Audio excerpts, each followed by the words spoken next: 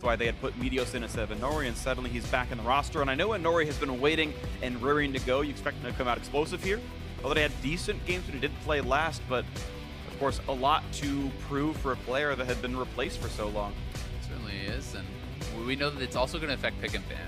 Against Meteos, he does not play the same kind of junglers that a lot of other people do. Inori is a fantastic Rengar player. You have to be aware of that in the picks and bans. Meteos, a lot of people are banning things like Olaf and Elise, and he gets to play Zac from time to time. You're going to have to change that up when you're going against Inori, because TSM may not be willing to actually make that Rengar Graves trade with this player. Well, looks like it might happen right now. The only jungler off the table right now is Gragas, and even then it's a flex with Zig, so P1 can set up for the jungle trade. Maybe Malzahar left up with the Lulu off the table. We'll see. Graves does get banned. Okay, Graves banned away likely means TSM will first pick that Rengar and take it away, but it's actually, wow, it is Malzahar even over that. So I definitely think we're going to see Inori be able to grab up the Rengar for himself. There are a number of options that work pretty well against the Malzahar. I think things like Zyra can be pretty powerful. I think if you're going to pick that first round, you pick it as your third pick though, and take things away that would be more contested, such as the Nautilus, such as the Rengar. Yeah, well, we know that Shady has put plenty of Mal's games into his solo queue. Expect him to practice it as well, and TSM clearly feel comfortable playing, or at least hovering the Taric that he expects Shady to play. And that might be the question, though, is if Shady doesn't know the counter matchups, if he hasn't played a lot of scrims, you don't see Taric Mal's in solo queue very much. So maybe this does work out as the plan, that TSM go for it this way. Unsure, but you're right. The Nautilus and the Rengar are certainly very high priority. Grabbed pretty easily by Phoenix1, and going to be Lee Sin as the counteraction here with the Maokai early grab as well. We have seen that champion get exploited in lane. Yeah. We'll see if Hanzo can make it happen. It does feel a little bit weird how often TSM is picking Maokai these days still. I feel like his priority has fallen so much, and his laning phase is very exploitable. Yes, Hanzo is still a super strong top laner and often can make it through lane okay, even on the Maokai. But why not give him something that's a little bit stronger in lane, has a little bit more potential? Because I think that his scaling is too heavily weighted towards the late game. He doesn't have an early impact.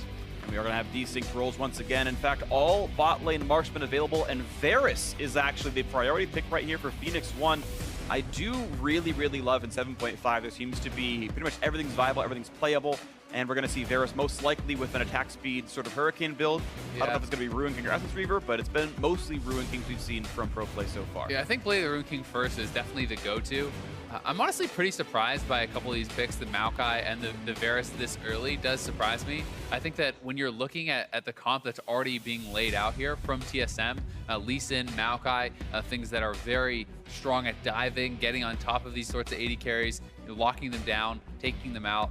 I was expecting something more like an Ezreal or a Caitlyn, who is a little bit more safe against these sorts of compositions. Even the Malzahar being in there, you need to be able to be far enough back to not get taken out. Well, it's not the end of the world for a Varus to go for Quicksilver Sash. I feel like he kind of is happy buying a Scimitar, but you're right, it is a lot of threats, a lot of scariness, and it's, of course, a low mobility marksman for Arrow. Always a small chance that Varus is a flex to mid. That's usually unlikely. And they're going to give up a ban, actually. Nothing banned away in phase 2 here. And we'll find out if that was an accident or not shortly and let you guys know. But one thing about Varus that can be pretty nice is you can deal with the passive of Malzahar pretty easily. With your piercing arrows in lane, you can poke that off. You can knock it off with your E as well. And that can sometimes bridge the gap if you want to run some other sort of support, or something like Taric even, because you have an AD carry who can knock off that passive, so Taric can land the stun and you can get something going there. Yeah, you see Zyra the ban away, which actually I think makes sense as far as, again, champions that are good in a Malzahar that we think Shady knows very well. Zyra is definitely up there. And again, maybe he proves us wrong, and his Taric or his Tom Kench are very good, but it wasn't what we've seen him play in solo queue. It was a bunch of mage supports, and potentially he might not have the obvious counter pick. Yeah, and Zyra I just think is so strong in lane against Malzahar in general. I agree. You're able to poke him out, you outrange him so very easily, and it's pretty tough for the Malzahar to actually get in on you. We did get the information that it was just the time ran out on the ban, so they were just too slow on that one. Oh, interesting. They were still discussing, and it was like, oops, too late, ban not coming through. I guess it's an accidental missed ban, and either way, it's a mistake, but that's the way it's happened here, and we'll see what actually would have been threatening for them. TSM hovering for their last couple of picks right now. They need a bot laner and a mid laner, we presume. Ezra going to come through as the safe bot laner for Wild Turtle. It is pretty interesting to note that P1 did elect to have their last pick be their support, not saving that counter pick for Ryu. So they are going to be looking for something with a little bit of flexibility based on what TSM is choosing for their lineup. That is always interesting. Yeah, it's very atypical, but clearly it is going to be them factoring in the rest of the comp. Yeah, some teams do it from time to time. CLG was known for doing this a little bit when Aframu had, a specific support he wants to play, but it has to be contingent upon something in the other. Yes! Brand support is what they were waiting for. I am so happy Look at this that we get Brand support. He is. Hey, it worked at Worlds, all right. Liquid made it a top 8 with the rest of Alvasnox Luna. Brand is awesome. I am excited about this champion being played. And he said, you know what?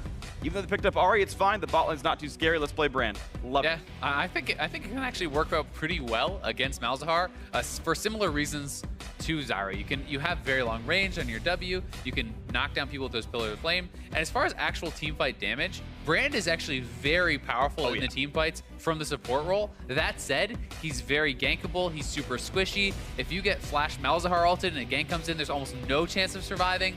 So he's certainly high risk, high reward.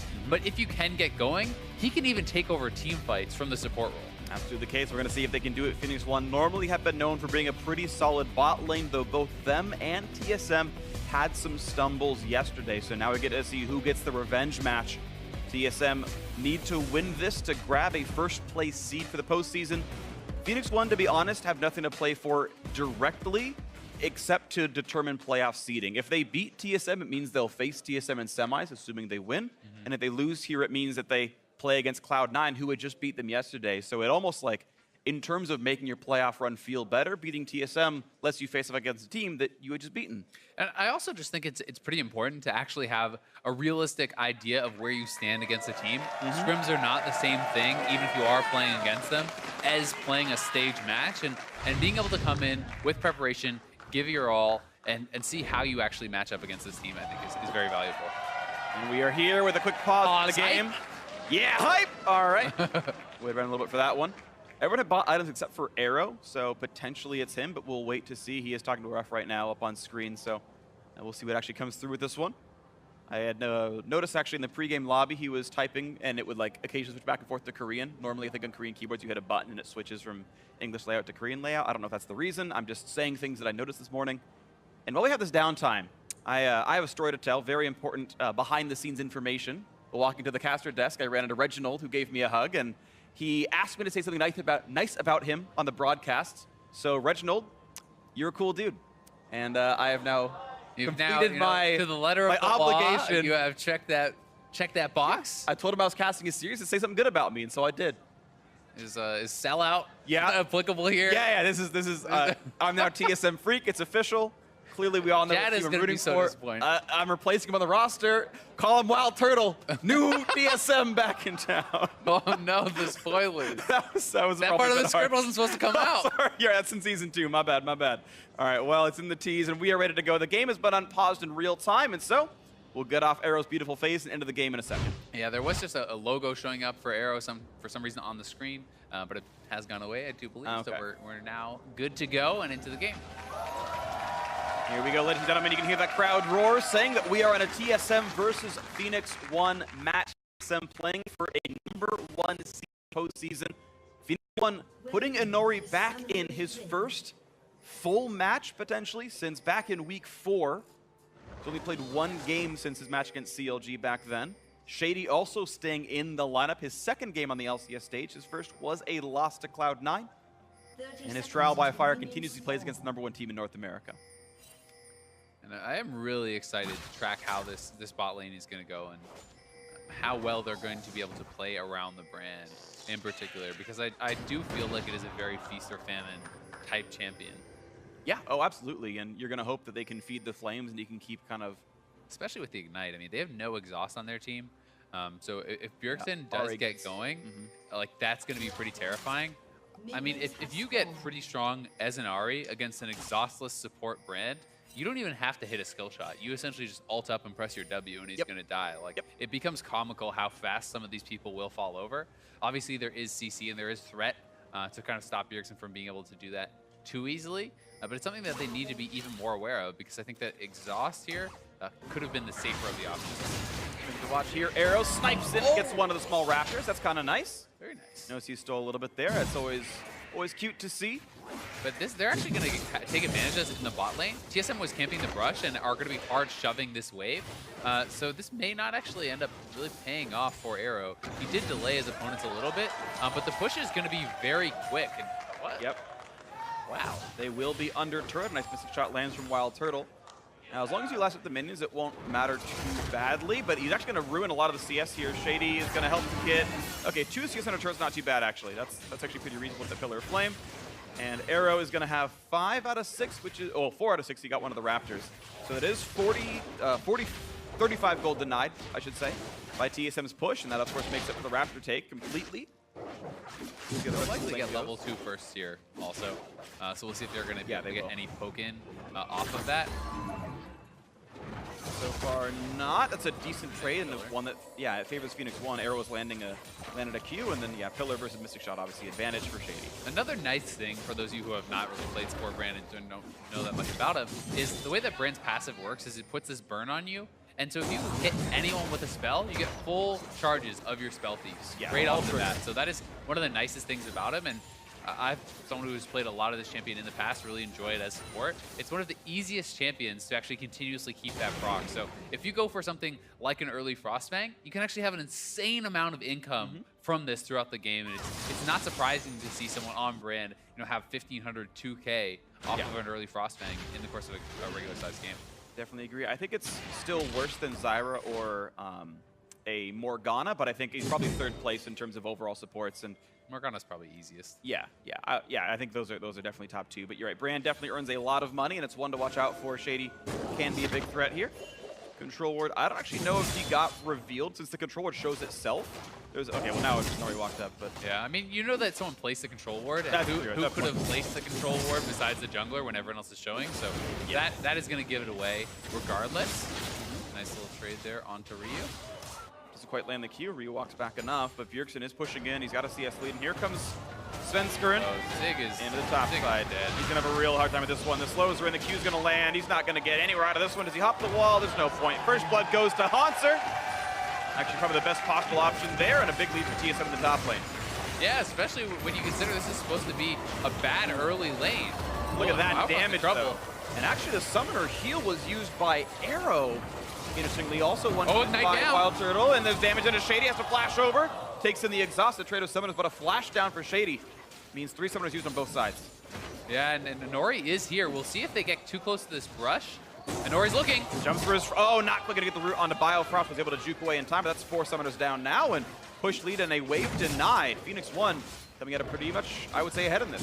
Yeah, man, a nice little bit of damage down on the turret. Already down to half HP, and the wave is not cleared. They have another wave coming in. They could try to force for first turret, but feeling a little bit like that's too risky with Svenskeren out on the map. He could be down there. If Lee Sin shows you don't get the turret, you take a terrible recall. Yeah, you likely die, but even if you don't, it's a bad recall at that point. So Wild Turtle gets tier and new potions, which is not bad for him, and Phoenix1 going to get more. A quick Vamp Scepter. Arrow, of course, is going to be going Ruin King.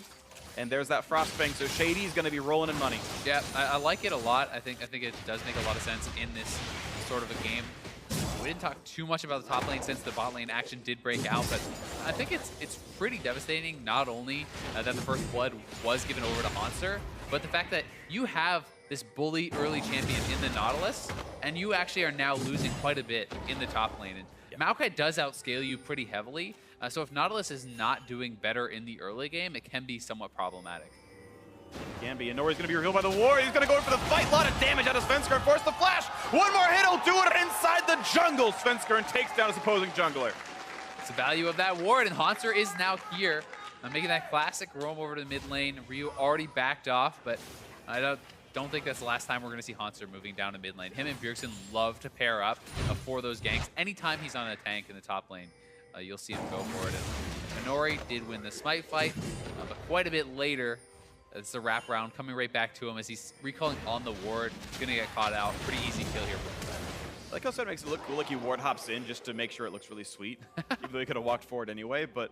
I think he just wanted to get there even faster, stop the recall, but now level 6. Kick into the wall, there's the root, there's all the damage, and Svenskeren having a field day in this one, 2-0 on Hanser. He's been everywhere. Such a good start for Sven, and the bot lane's going well for P1, but top lane is looking like it could turn into a disaster.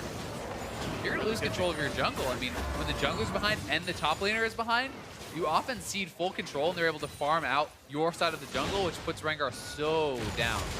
It really can, and there's not enough of a lead in the bot side right now. It's certainly They're an gonna get advantage turret as Phoenix1. You're right, it's going to be the turret going down, and unless Nori can turn this bot lane around fast enough to race them, which I think is incredibly unlikely, but actually, look at the damage coming out of P1. They've got to make this knockdown. It's going to be a fairly close race, but looks like it will go advantage to Arrow. Oh, Found nice the Bile stun. Cross, turns out the bot lane advantage is massive. And it's a trade of lanes. First turret, again, gold did go to P1.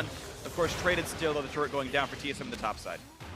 Yeah, it's big for P1 to get that first turret, make sure the gold lead does not get blown too wide open. And now they're going to try to move over to this dragon, see if they can't get that started up. The Hunter does not have his TP, neither does Zig. So it should be going P1's way. All right, so an early Mountain Drake, this is a very, very early one as well. If Phoenix1 can somehow maintain control of bot side, they can stack up a lot of Drakes this game. This is a very, very quick one. Mountain Drake going to go over. Of course, it's going to help take further Drakes later on in the game, and an Infernal's going to be fun for later on, depending on which team can get it. Both will use it pretty nicely. Phoenix1, though, having to nurse a 1,000 gold deficit thanks to Svenskern's early game. Yeah, I mean, the solo lanes are pretty far ahead. It's the top side of the map for TSM, almost always, that they are focusing on. And Nori is probably going to get caught out here. For a bit, Bjerg's going to get shockwaved up. Now goes to the trade into Ryu. Just going to land all those shots, and an already kill comes in. Svenskern killing his opposing jungler. Traded back by Arrow, 1-for-1 so far. The fight on towards Shady. Then Voidlings are hungry, looking to take him out, and Wild Turtle able to claim the kill. Makes it a 2-for-1. Arrow's got two. TSM, and it's going to be 3-for-1. Arrow's got nowhere to go. He's slow, not going to mean much, and he's going to pop the ulti, get the kill picked up. Overall 3-1, 6-2 the overall scoreline. Now TSM far ahead. Yeah, very far ahead. Ryu and Bjergsen look like they were going at it. Summoner's blown on both sides. So that is somewhere where it could be a point of contention later, but Svenskern is just getting such a lead in the jungle over a Nori that can just move into all these lanes and really affect them, especially when TSM already has those winning solo lanes.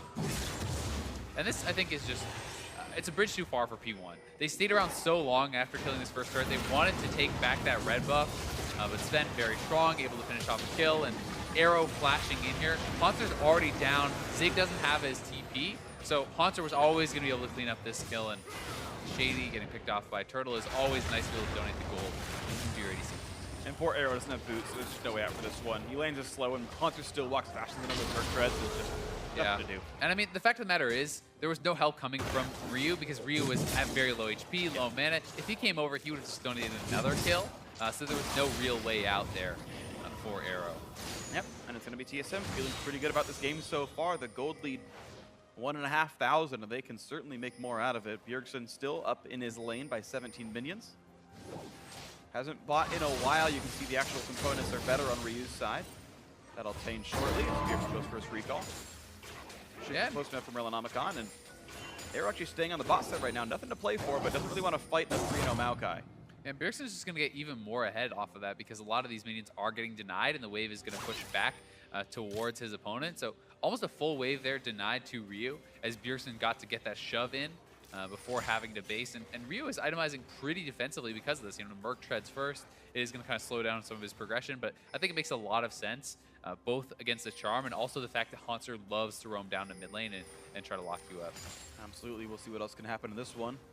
Dueling with blue buffs, and you can see that Bjergsen actually giving a lot of respect to Ryu right now. She's playing a fair bit back.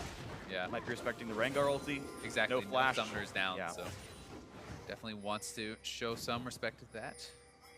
Sven down on the bot side again, and he is level 8. Very, very strong. Zig having actually a couple of games in a row now, actually. He's been killed off fairly early on. We had talked about before the fact that Zig kind of holds on against kind of any player, and he's just that rock that holds on in top lane. But we saw from both the Cloud9 set and game 1 here, Zig can be attacked, and those kills can go over to the opposing top laner. He very rarely gets help from his team, and there's a bit of a poke on a Biofrost. Not going to do a ton, though. Does trigger the passive, and 45 gold with Shady. Rengar ultimate popped. There's TP coming in from Zig. Haunter has his to match. Okay. It's also coming in. Haunter 2 seconds behind Zig. Ult's going to land on a wild throw. Plenty of damage. They're going to try to blow up the marksman, and they almost take him out. He's going to stay alive, though. The re-engage on a Zig. That's going to be a kill picked up, you assume, but he flashes and heals to safety. No kills picked up at all, but the chase is still in for Bjergman. Hooked back in. A lot of damage to shot. Barrage almost picks off Zig. Still attacks coming through. Haunter's going to find the root. He's going to find the kill. There's number 1. Number 2 going to come through as well. A double Haunter. 5-0 in this one as the chase continues under the turret. Root's up in 2 seconds. Looks for Arrow. Not going to find the play. The 2 for 0 damages couldn't quite come through from Phoenix1. Yeah, TSM just a little bit too far ahead. They couldn't finish off Turtle, and even with him immediately out of the fight, TSM is so strong that they can continue forward and able to go for this. It didn't seem like Shady was able to get a very effective ultimate. Their Shockwave going to get flashed out by Sven. Haunter not really taking too much damage here, and I think the ultimate actually did not bounce at all there from Shady. One hit went Haunter. Straight onto Haunter. So the Orianna ultimate and the Brand ultimate both only being expended on Haunter means almost all of your teamfight damage is gone, and Maokai was just never going to go down to that.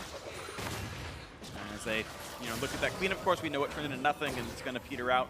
We will come out of this replay into a pause, so we're going to talk about how the game has gone real quick. As TSM, we're waiting around to the tri-brush for a little bit of nothing. We have a quick cleanup for Haunter, I believe. He spilled a drink on his desk, so unlucky. Yeah, see? I'm not selling him out. We can see it. And they don't help him hide his shame, freak. I would blame the camera off for that one. I can't help you. I got to call what I see and what I'm told by production. See, he's laughing. He knows. He's got to zoom in on that spill. Yeah, can we get a zoom in on the face of shame, by the way? But he's back on the game face, though. Haunter's good to go. Yeah, he's playing it cool. He's playing it cool. Yeah. It's like, don't worry. That was fine. I just wanted to break their concentration. And we're getting ready checks now from the players, so we'll be back into the game very, very shortly. But this is a game with a 6-kill lead and 4,000, putting TSM ahead. Again, if they close this match out, TSM secure that number 1 spot. They'll improve to 15-3, which is not quite what they had last split, but still a very good score. I mean, it's a 5-kill Maokai, and I just feel like with the damage dealers set a little bit behind, I mean, Orianna is so far away from the point where she's going to be relevant against this Maokai. Yeah. It's very easy to kind of dive in on the back line. So much of the teamfights come down to P1 getting effective AoE ultimates, and if the fight looks like the last one, they're never going to win. You must hit multiple people with that Brand ultimate, get a good bounce going, and try to follow up with that Shockwave. Absolutely, but the difficulty is, of course, TSM have several long-range tools. Bjergman cutting around, Wild Thread with the skill shots, and Haunter can take a long time in the front line and weather a lot of this damage output. Arrow's Ruin King is done. That'll help him get through this tank, because right now Haunter hasn't gotten much armor, but it's still a long road ahead. Arrow's gold lead certainly not the same as what Haunter's is. Cutting through this tank will be very difficult. You can see a 900 gold difference is a lot. Yeah, it certainly is. And the fact of the matter is, you don't need that much armor early in the game. Just the HP and the innate tankiness from Maokai's ultimate and passive are enough to really keep him up through almost anything at this point. Yeah, of course, the top lane advantage is even larger than Haunter's advantage over Arrow, but 900 between those two, because I feel like it really is on Arrow to find a way to kill off Haunter. There is some % health damage, but it's all magic, so the early Visions merc does make it a bit more difficult. But Brand sometimes can have good anti-tank patterns. It's nice that he has a stun that doesn't really drop his damage output, so maybe Shady can be part of this one. He's got his upgraded Sight Stone, and we'll see what's next up. A brush bait as they're going to play for this Drake. It's a gold deficit for Phoenix1. Maybe they can get it. Nice sapling toss prevents this, though. Heads up play by Haunter. No dice for Phoenix1. Yeah, and I don't think Phoenix1 can even attempt to fight this at this point. You had to look for that pick, and I think without the pick, they don't have too much of a chance to actually move in and try to contest TSM straight up. TSM now is getting vision control back. They have such a strong front line. As long as they keep their battle lines, they should be good to go in any of these coming fights. We'll start up with Dragon. Push in for the Infernal Drake, going to be not even a problem, TSM. You can see it's been seeded away entirely. Zig walk back to the top side. Now TSM look to take over into the jungle. And it's a really big wave that TSM has set up in the bot lane. They're going to be shoving this up, already trying to push up onto this tier 2. Phoenix1 couldn't move up to actually contest that because they didn't know exactly where TSM was. Zig does have his TP against, so they could contest if they want to try to fight here. Rio moving over. Look for the play. You can see how tanky Haunter is, but he has lost a lot of HP. Good and Brand it's going to be Sven exploding for more damage on Haunter. Maybe this fight can happen, but you can see still gun shy about this. There's no ward to TP to for Zig, so even if they had managed to pick off Haunter, it would still be a 4v4 and Inori dies right away. So they don't pull the trigger. Phoenix1 can hope that with the forced recall, they can get something out of it. Maybe they can hard rush for mid lane outer. I feel like they actually could, since they forced a full reset from TSM, but looks like nothing will be answered. I'm actually not sure if that was the right call to do nothing here. Yeah, they're at least going to get control of their waves. That's the only thing that they really will get, and then kind of reset themselves here. But Brand does have a lot of % HP damage. If you hit all 3 of your spells, you proc this bomb. That's going to do even more AoE in the area. So he has a lot of AoE damage and a lot of % HP, which will be helpful in punching through that tank, but always going to be very, very squishy and have to be careful of that himself. Phoenix1 now. I just think a lot of this is going to be about trying to find some sort of pickoffs with the Rengar, trying to get some sort of advantageous fight, because straight-up fights are going to be really tough, I think, both for their comp at this point and for their gold deficit. We'll see what happens. Gonna take some time. Nice charm comes in for Bjergsen. Ryu at half HP and nearly gets Sonic waved by Svensker. You can see he's got a teammate waiting around. Nice shockwave, good damage back on a Bjerg. Not enough to kill, of course. No summon is burned either. TSM moving up around the mid lane, though. The bot lane has rotated up. Now they're going down to try to take down this tier 2. It's very low. Yeah. Should be able to get it on this wave unless a lot of Phoenix1 members get over here fast. I don't think they're there in time. Wild Turtle got to push the wave in, but he should get it in time. Here comes the wave. He's going to clear this one out with the ulti to buy a few more seconds for the squad.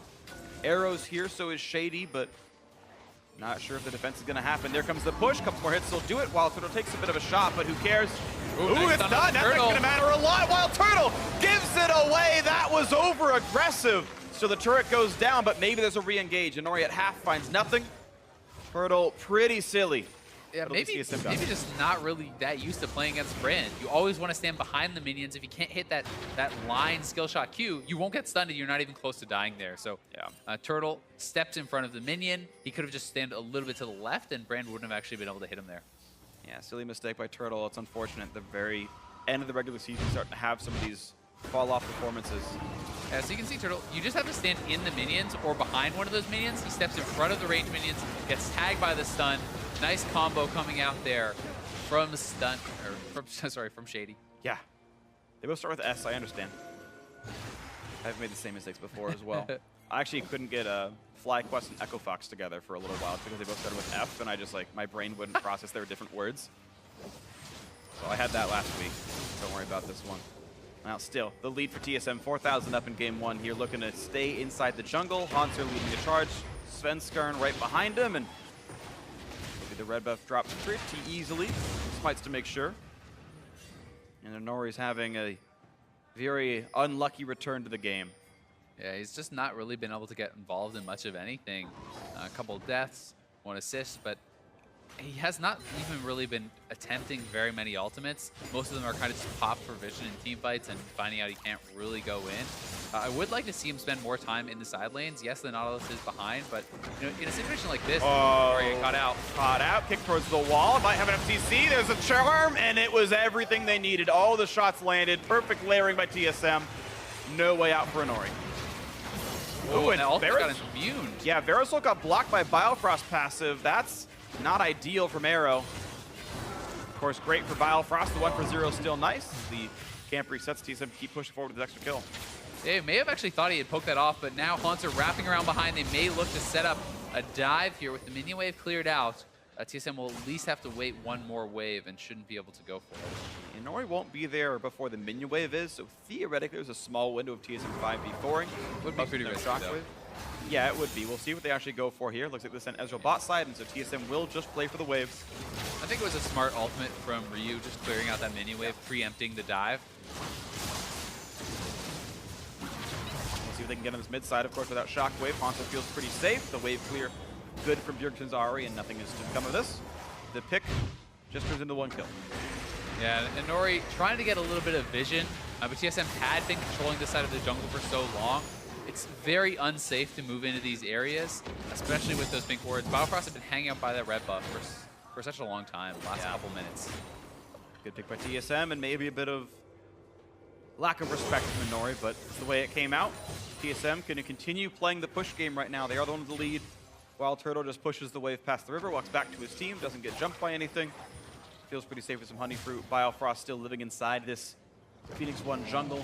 The ward's there to make sure that everything's safe. They get another buff steal. They stole the red not long ago. There's another blue taken away. TSM continuing to grab everything they can. Honestly, pretty smart and clean execution. TSM looking solid in their last match regular split.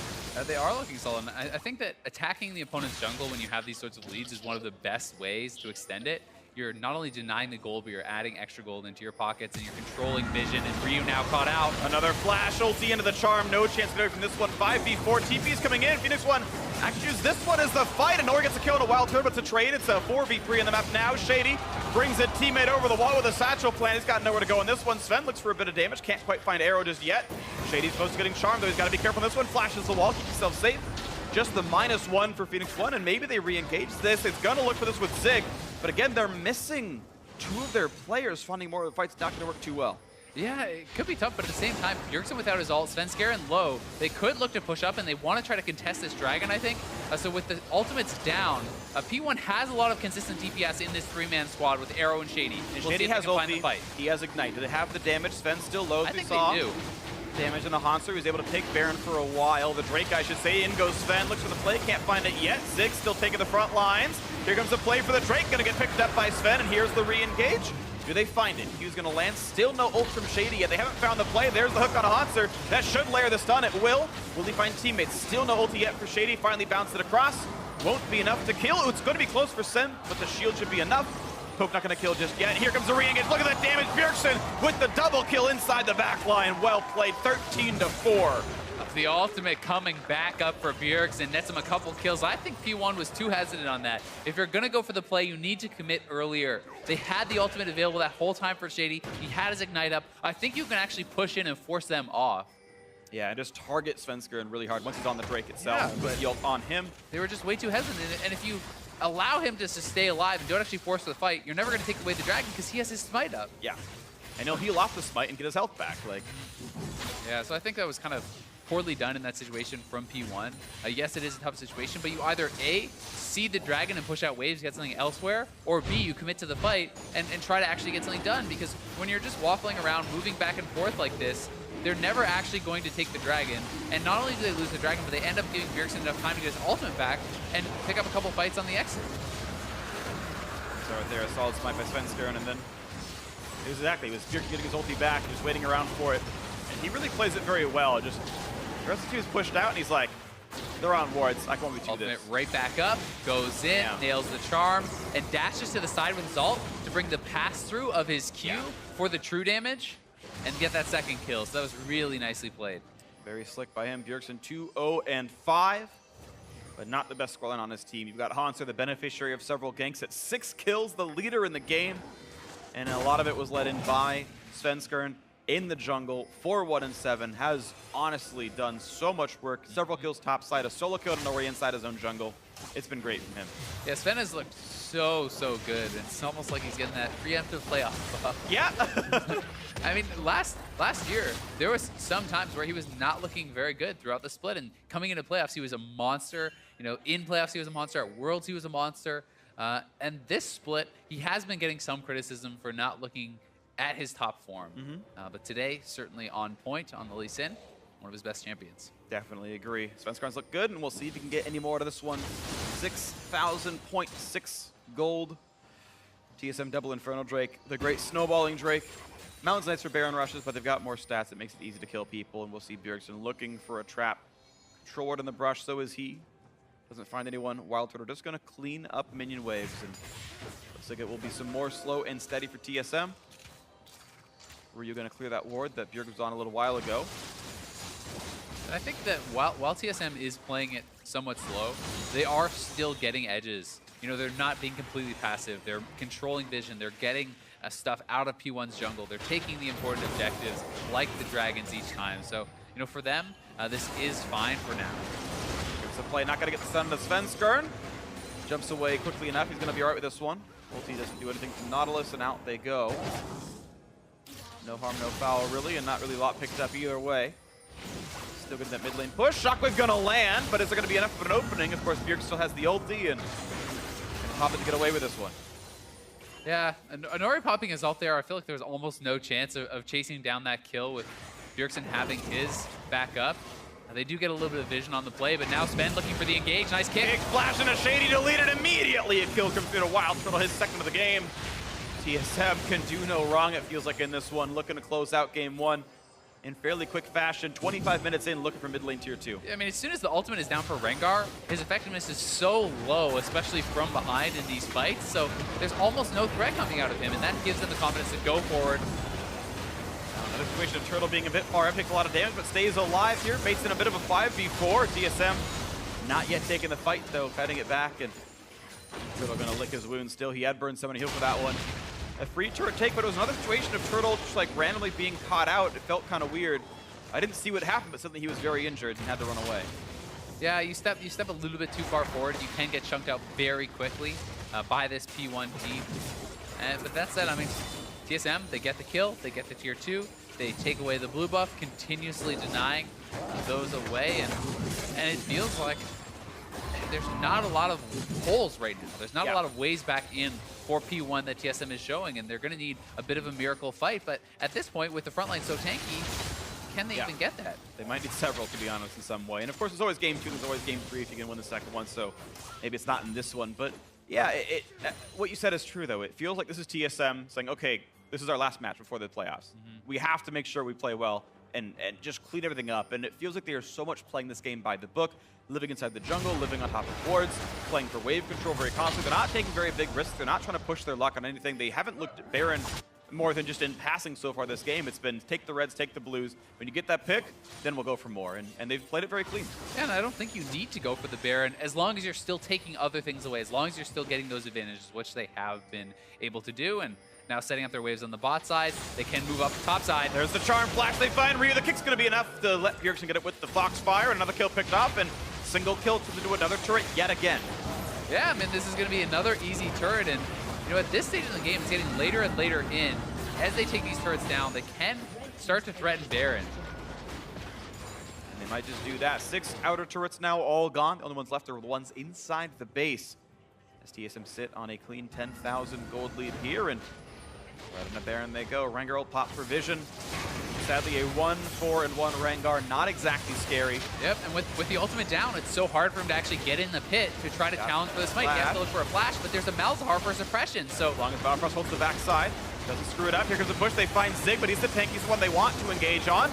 Fights back a little while. It's going to be okay for now. Redemption heals TSM's back line. There's a flash. They found Arrow. They go for the damage up, but they're going to knock him down right away. 2-0 to start this one. And the third comes through. Zanori has no way out of that. And now with the jungler dead, this Baron is a formality for TSM. Yeah, textbook from TSM. They get a pick on the mid laner. They force around the Baron, turn for the fight, take the fight, and now should be able to eliminate even more kills and get a free Baron. Nice pickup there. And now Ryu's got to find his way into a 1v5.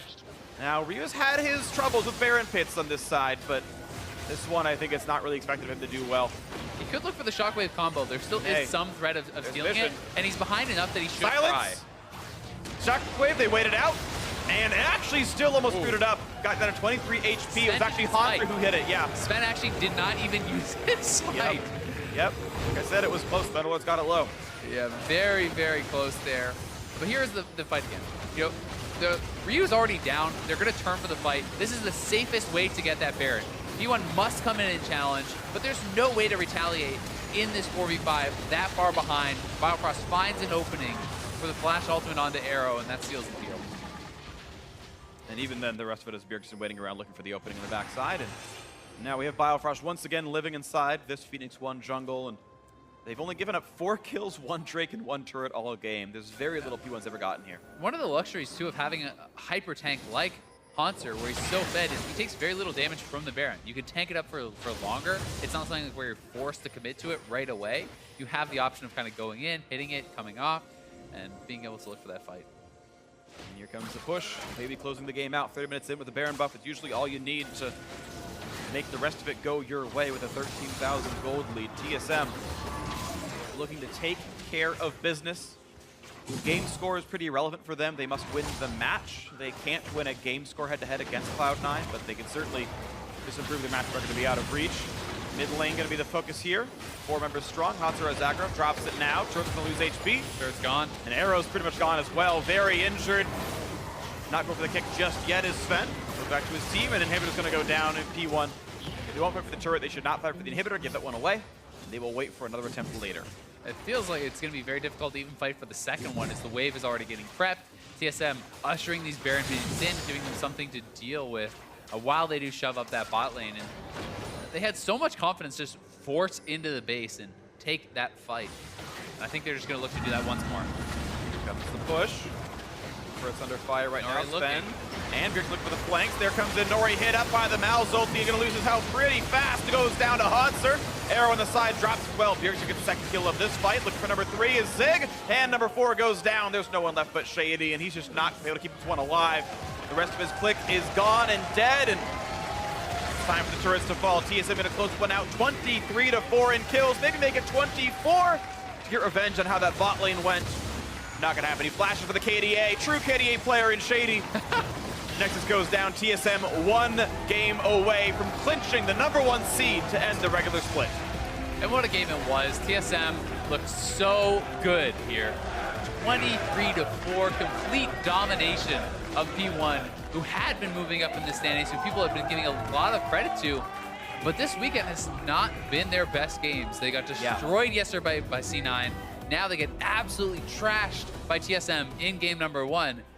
Maybe they're just not as good as we thought. They hadn't fought these top 2 teams. Right, I know it's so hard to look at small pieces of evidence and say, I know what the reality is. Yeah, because it's really tough. they were looking very good for 10 or so matches straight. And okay, maybe it's a week 9 slump, or maybe it's because they're not playing against the top tier teams. I'm not sure. Certainly, they do not look as good. And some of it I feel like is they objectively don't look as good, not just because Wild Turtle and Co. are better. Like, you know, you still saw Arrow and Shady win lane really well. The brand comes out, the first of North America, I've got to be sure, in several years, I've got to assume. And okay, well, this clearly worked for them, but it was, well, Sven having one of his best games of the year, completely bopped Nori, and also got Hauntzer head in the top lane, and you know, maybe that's Zig's fault and Nori's fault. I mean, the brand almost did the most damage in the game, was just a little bit below, a couple hundred damage below Bjergsen, who was by far the most on his team.